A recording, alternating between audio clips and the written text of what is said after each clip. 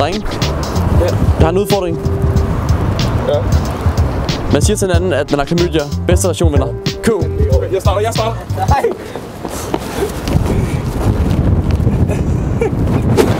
Jeg føler bare, at I er de eneste, jeg kan snakke med. Hvad sker der?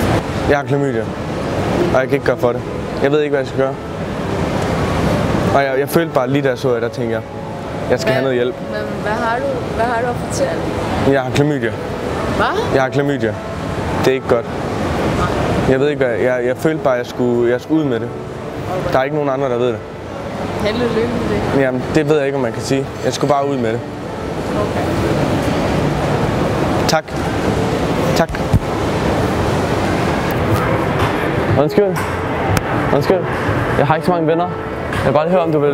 Må jeg lige fortælle noget, bare lige hurtigt? Bare lige for at få det ud til nogle mennesker. Jo. Og så bare lige, om du vil give mig nogle råd eller noget. Jeg har klamydia.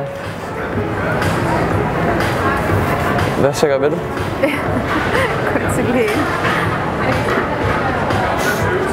Ja.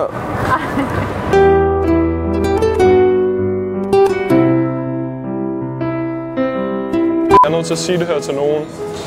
Det kommer an på, hvor lang tid det tager. Det tager 1 sekund. Okay. Skyld. Du må ikke blive sur. Jeg bliver aldrig været sur. Men det er fordi, jeg har klamydia. Ja. Hvad så? Det var det.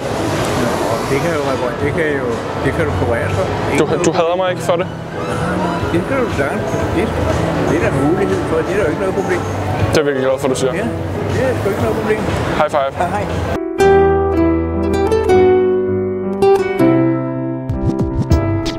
Nu er det så op til jer derhjemme at vurdere, hvem der har vundet! Og det kan I gøre så simpelt ved at skrive enten Mads, eller Jonas, eller Mr. Rabbit i kommentarerne.